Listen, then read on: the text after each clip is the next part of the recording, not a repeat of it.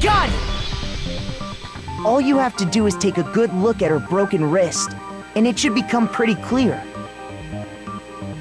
Right there where her wrist is all swollen, there's something glittery there. See? Is that gold? It sure is. Specifically, the gold coating from the replica sword. You barely have to touch that stuff, and it'll stick right to you. And there's some on her wrist because... I got it! Because she got hit with the sword, right there on her wrist! I see. And so the truth draws ever closer. All right, then it's about time to solve this mystery.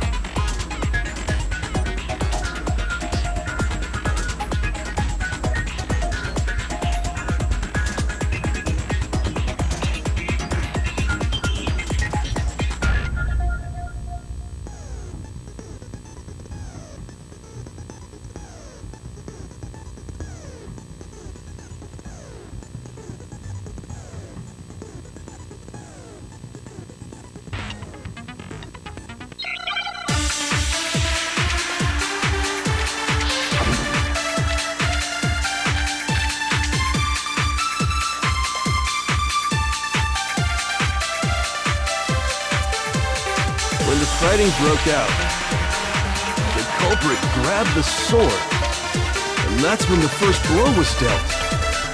A sword-based sneak attack! And that's what broke Miss Maizono's wrist! So, she tried to fight back.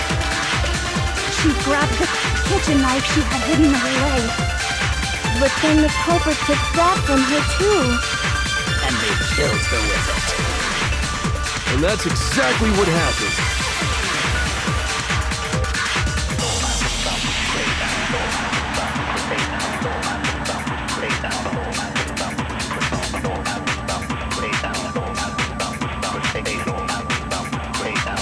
When the fighting broke out, the culprit grabbed the sword, and that's when the first blow was dealt. A sword-based sneak attack. No, that's wrong!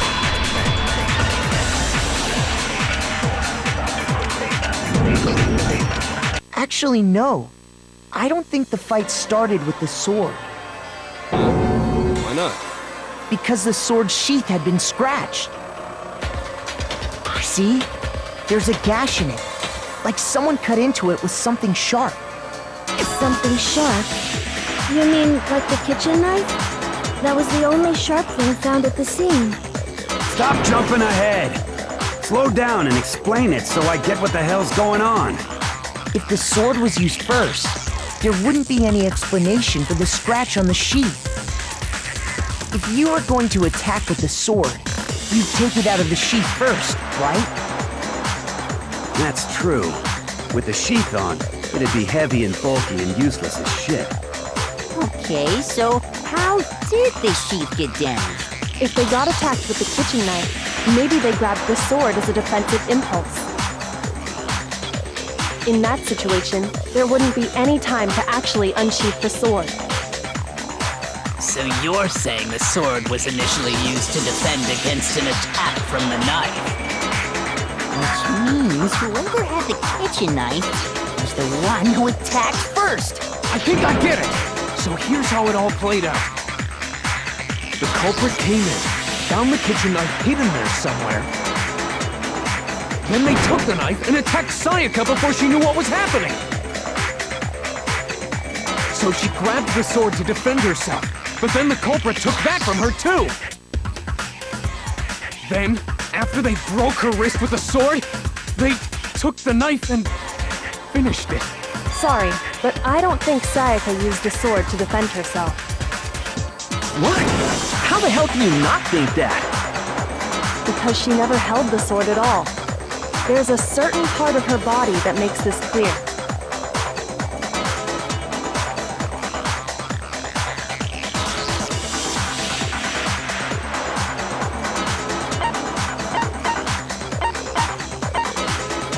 I got it! You're talking about her palms, right? The palms of her hands were perfectly clean, so I don't think she ever picked up the sword. How can you know that just by looking at her palms? Like I said before, the gold coating on that sword comes right off. All you have to do is touch it. In fact, if you look, you'll notice that a lot of the gold has already come off the handle. It's safe to assume that's because whoever used the sword got some of it on their hands. There's really no way she could have picked it up and come away completely clean. Maybe she washed her hands after she escaped into the bathroom. Sorry, but I don't think so. Why do you say that? Is it because you think I'm ugly? No, that's not it at all.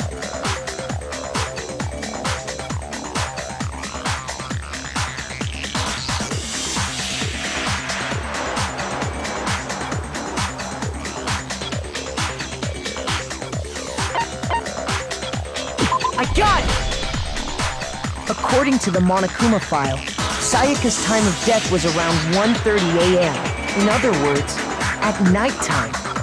And the water in the bathroom shuts off at nighttime, right? Oh, I didn't know that. Actually, I haven't taken a shower here yet. Oh my. You're no different! You smell like a big fat ugly donkey! I'm not sure whether to take that as an insult or a compliment. Insult, obviously. So anyway, if Sayaka never touched the sword, then that means the killer is the only one who used the sword. But hold on. If that's right, then the one who damaged the sheets with the kitchen knife was...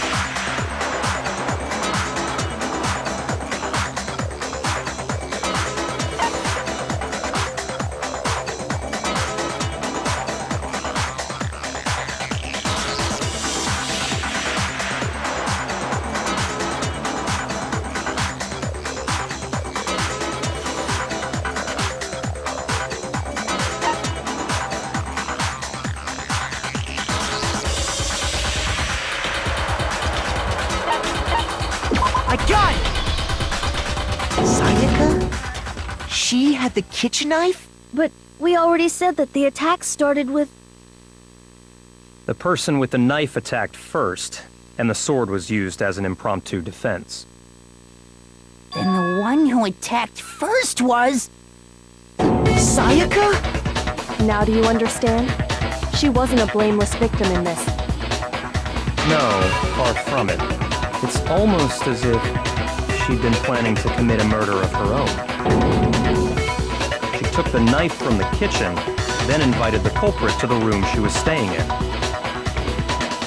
And if it's true that she had the kitchen knife and attacked without provocation... Indeed. These are all the actions of an assailant. Which brings up another point. Makoto, Sayaka was the one who suggested you two switch rooms, correct? Maybe the reason she wanted to switch rooms was so that she could pin the crime on you. That is a possibility, is it not? Sayaka wanted to... on me? That would also explain why she would switch the nameplates. She wanted to get whoever she had targeted to come to Makoto's room where she was staying. And by committing the murder there, instead of her room, that would implicate Makoto. But for that to work, the target had to be lured out while still keeping the room swap a secret. If the target knew she had switched rooms, they would have become suspicious right away. So all that's why she switched the names? But doesn't that plan seem a little risky? For one thing, even if her plan worked, Mr. Naegi would just tell everyone they'd switched rooms. I don't know. I'm not sure our soft-hearted Makoto is capable of that kind of cutthroat behavior. I'm sure Sayaka realized the same thing, which is why out of all of us, she asked him to switch rooms. Plus, she was the ultimate pop sensation. A totally forgettable kid. Or a national superstar. Who are you more likely to believe? Wait, then you were saying she had this all planned out? Holy shit! But in the end, her plan backfired. She launched her attack with the knife, then found herself under attack in turn. That must be when her wrist got broken, and she was forced to drop the knife. The tables were suddenly turned on her, and she died at the hands of the one she planned to murder. Just hold on! That can't be true! Because... Hey! You guys have totally derailed the argument. You're being super boring right now. Come on, hurry up and decide who did it. Wouldn't it be awful if I had to punish you all just because you ran out of time? Oh yeah, we gotta decide who we think did it. Makoto, right now you just need to concentrate on figuring out the answer to this mystery. If we can't uncover who murdered Sayaka, it's over for all of us.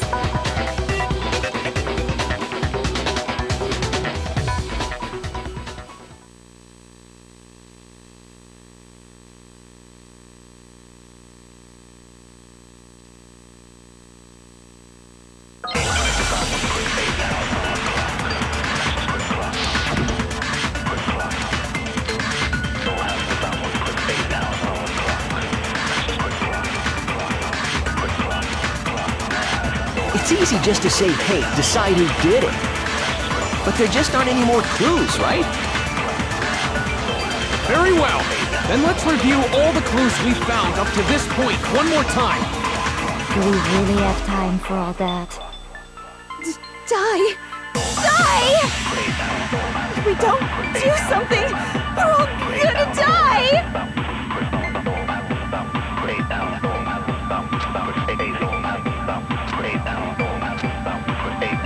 It's easy just to say, hey, decide who did it. But there just aren't any more clues, right? No, it's wrong.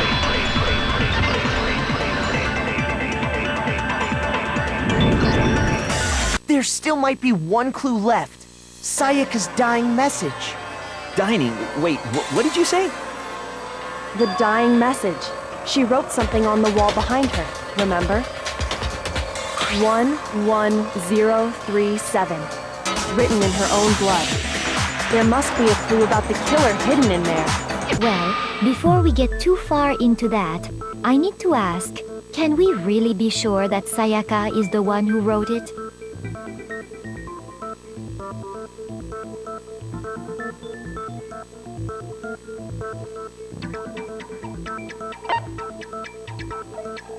I got it! Her left index finger had blood on it. That could only be because she used that finger to write the message. I see. She broke her right wrist during the fight, so she'd have to use her left hand to write. Sure. I think we can all agree Sayaka wrote it. But still, what the heck do those numbers mean? 11037? Hey, Chihiro. You're a computer nerd or whatever, right? You should know all about numbers and shit. No, that's not... Yes, I'm a programmer, but I don't see any kind of meaning in these numbers. Of course. It's because they're not numbers. Oh! Yeah, it looks like... Huh? What? No, it's just... look at the numbers, assuming they're not numbers. Don't these first two, 1-1, look less like two numbers and more like one letter? Ah, you're right. The connecting line is barely there, so I assumed it was 1-1, but looking at it now, you could also read it as an N. Whoa, you might have finally just said something worth a shit. Our little gray cells are really getting excited now. But even if that really is an N, N037, doesn't make any more sense than before.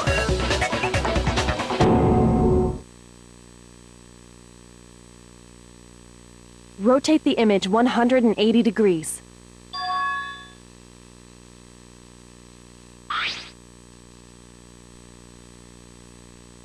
Oh my god. Now I see.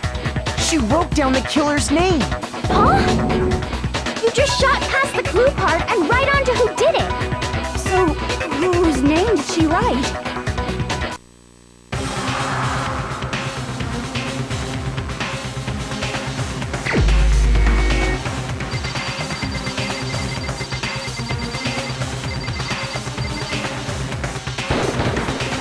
Here's my answer. The key to solving this mystery was simply to rotate the writing 180 degrees. If you turn the message around, it becomes the letters L-E-O-N. L-E-O-N. Or more accurately, Leon. What the hell are you talking about? It's just a coincidence. It's just a bunch of random squiggles that happen to look like my name. No, it's not random at all. She wrote that message on the wall behind her as she was leaning up against it. In that position, she couldn't move to write normally, and had to write upside down, as it were. And as a result, when you look at it standing in front of her, it ends up getting flipped. Try it for yourself if you want. Write something sitting like her, and the letters will be inverted. That sounds like one hell of a stretch to me. I'm the killer? You can't just go and say shit like that. If you're not the killer, then why did you try to destroy the evidence? Huh? You know what I'm talking about, right, Makoto? The evidence Leon tried to get rid of?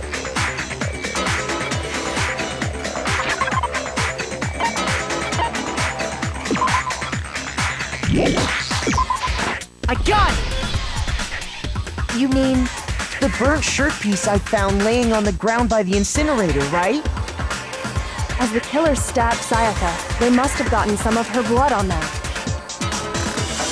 And to dispose of the shirt covered in the victim's blood, they threw it into the incinerator. But one piece burned off and got left behind. And the killer didn't notice. If they had, they most certainly would have panicked. Isn't that right, Leon? But is one scrap of fabric enough to conclude that Leon is guilty? Yeah, I mean, Leon's not the only one wearing a white button-up. That's right. There are plenty of other people here with shirts like mine. With just that one little charred piece, there's no way you can say for sure who it belongs to. You're right. That alone isn't enough. But there are some other points that may reveal the truth. Are you finally starting to understand? The answers to all the riddles are right here. Yeah, I think so.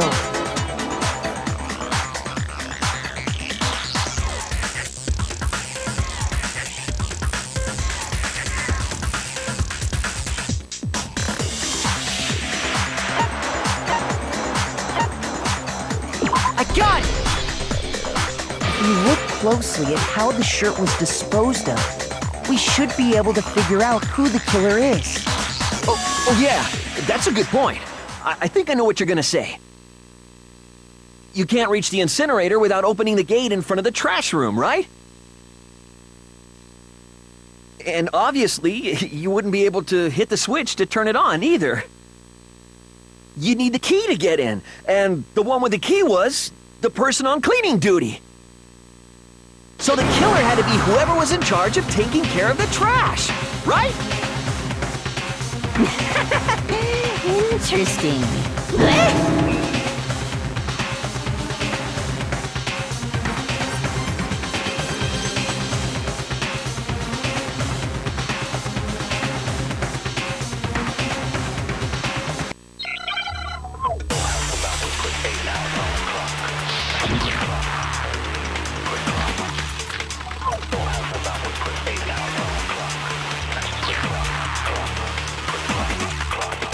The key to the trash room. Whoever was on cleaning duty must have had it, right? So the only one who could get to the incinerator was the person in charge of the trash? And you'd have to get close to the incinerator in order to destroy the evidence. Which means the only possible suspect is whoever had the trash room key.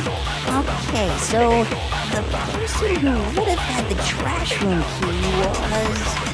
Huh? Me? No!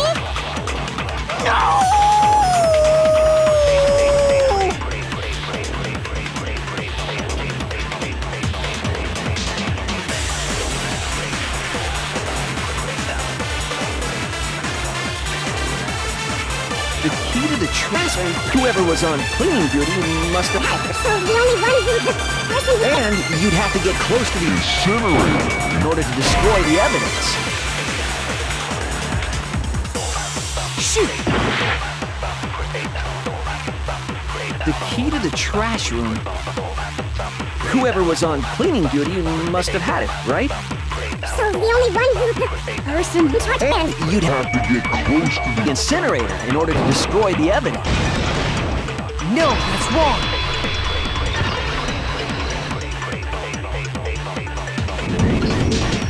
Hold on. I think I know how someone could dispose of the evidence without using the trash room key. But if you can't get past the gate, you couldn't possibly turn on the incinerator, could you? Yes, you could.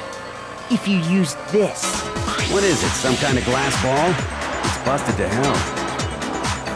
Actually, it was supposed to be a crystal ball, But how would you use it?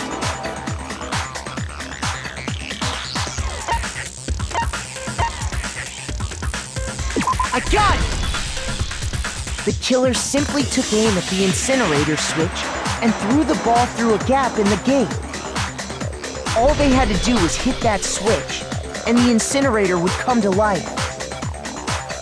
Someone threw a gap in the gate? Remember what you said before, Hifumi?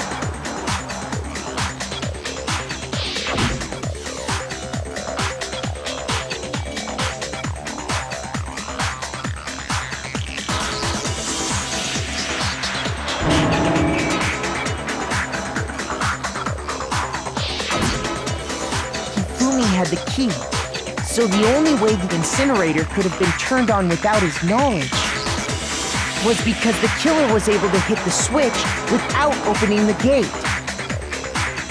Once they got the incinerator going, all they had to do was ball up the shirt and toss it in. Hey, come on! What the hell is this? All you have to do is look at the scene to know that the killer never actually went inside the trash room. The shards of broken glass, the incinerator left running, the piece of shirt that escaped the fire.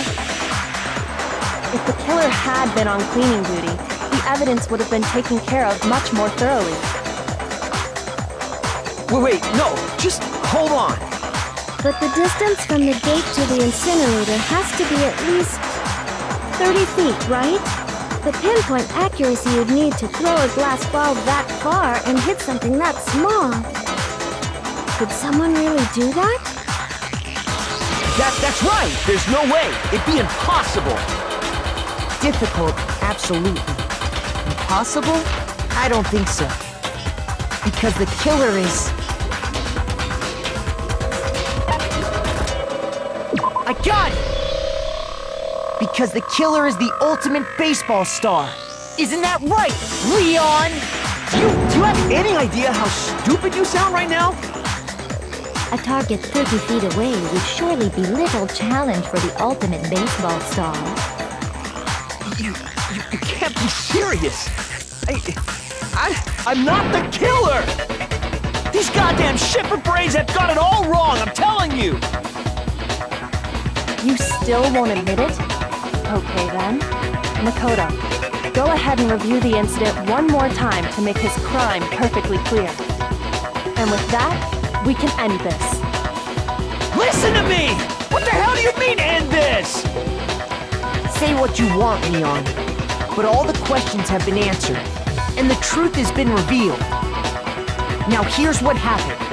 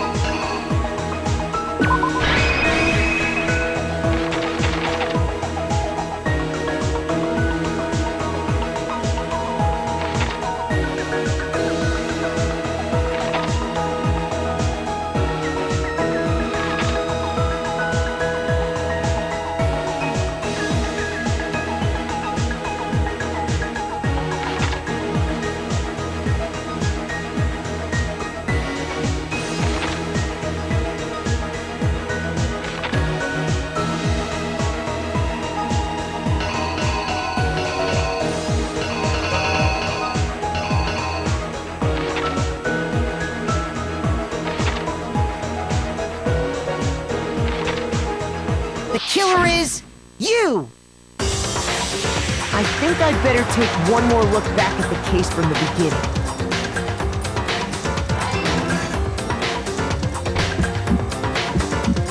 Last night, the killer went to the room Sayaka was in. In other words, my room. From what we can tell, Sayaka invited that person there intending to kill them.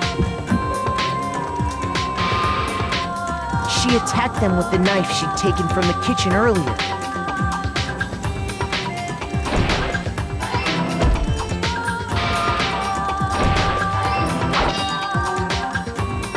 But then something happened that she wasn't prepared for.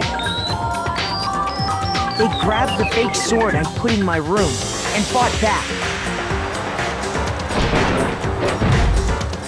During the struggle, a strike from the sword broke Sayaka's right wrist.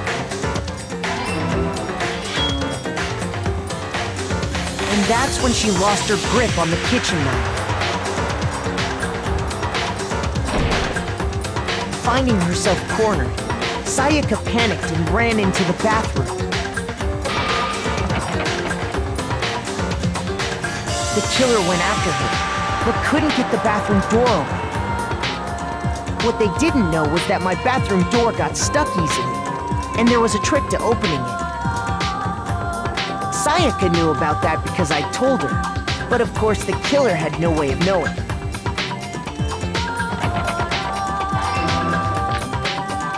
So instead, the killer forced the door open, took the kitchen knife,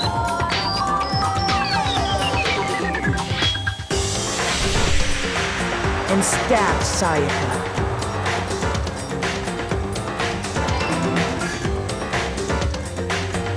But with what strength she had remaining, Sayaka left a dying message. To keep the killer from noticing, she wrote it on the wall behind her.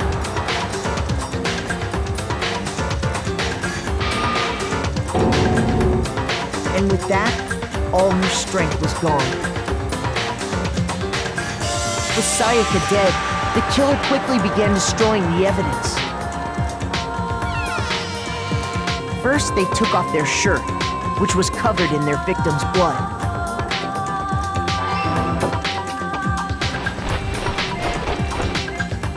Then they took the lint roller in my room and cleaned up the entire area. They wanted to make sure they got rid of any trace they'd ever been there.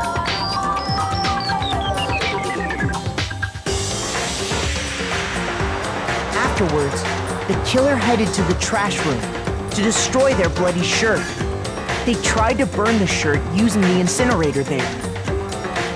But the trash room was blocked off by an especially sturdy gate, preventing access to the incinerator. So they came up with a plan to use Hiro's crystal ball, which he'd left in the laundry room. The killer managed to throw the ball through the gap in the gate and hit the incinerator switch. For any normal person, that'd be an impossible throw, but the killer had the confidence to take a shot, and that's because the killer was the ultimate baseball star.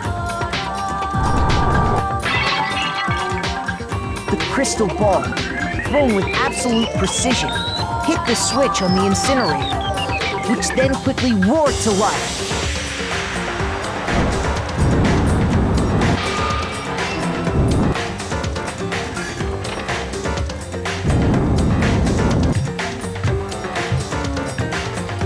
Having destroyed the final piece of evidence, they left the area with, I imagine, a sigh of relief. But there was one thing they missed.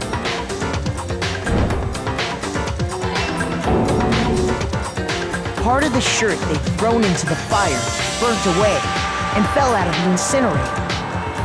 The killer didn't notice this, and so left behind a piece of indisputable evidence.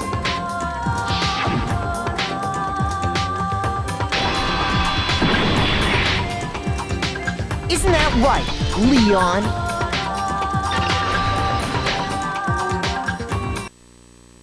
It would appear that Hiro simply forgot his crystal ball in the laundry room. You went there to try and wash the blood out of your shirt, and that's where you saw it, right? Seeing the ball, you thought of a way to take care of everything. So, Leon, do you object to anything that's been said? Do I object? Hell yes, I object! Of course I do! I object! I object! I object! I mean, all of this is just a bunch of stupid theories! You need evidence! Where's the evidence? Without evidence, it's all bullshit! It's bullshit and I refuse to acknowledge it! Well then, I guess this is as good a time as any to present the evidence that proves you did it. Makoto, I believe you're in possession of that evidence.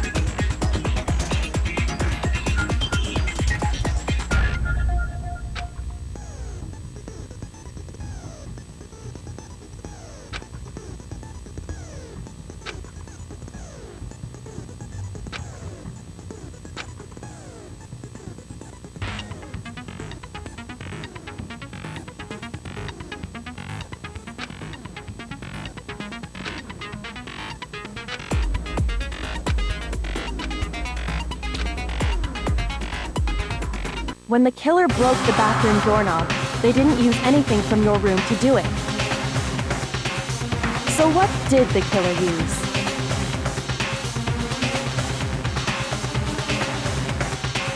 I refuse to acknowledge you! You're stupid! Stupid, stupid, stupid! Stupid, stupid, stupid, stupid, stupid, stupid, stupid!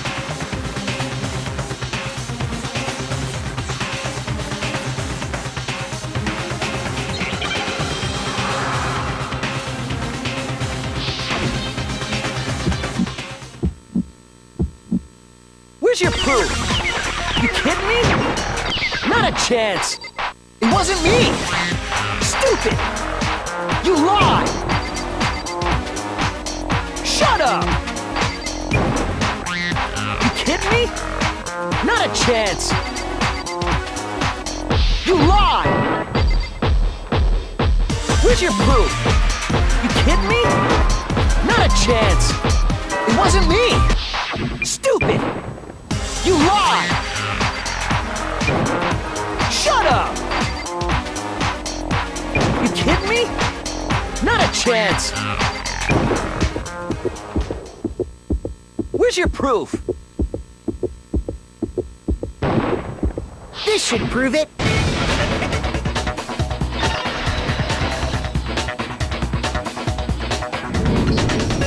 The screws on the bathroom doorknob were removed. I wonder what kind of tool the killer used to remove them. I mean, it had to be a screwdriver, right? Oh yeah, I'm pretty sure the toolkits we got each had one inside. That must be what he used. There aren't any other tools anywhere. But the toolkit in my room had clearly never been used. That's because the culprit didn't know it was your room. They thought they were in Sayaka's room. Only the boys got toolkits, so the killer naturally assumed there wouldn't be one in there. Okay, then whose toolkit did the killer use? Stupid, stupid, stupid! It had to be their very own toolkit. Stupid, stupid, stupid, stupid, stupid! Leon, would you mind showing us your toolkit? If I'm right about this, then the screwdriver will show some evidence of being used. Stupid, stupid, stupid! Huh? And if you say you used it for something else, you'll have to explain exactly when, where, and why. And let me say this right now. I lost it isn't an excuse at this point.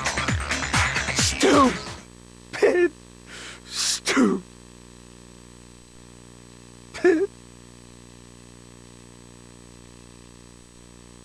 So, you have no rebuttal? Then it would seem we are finished here.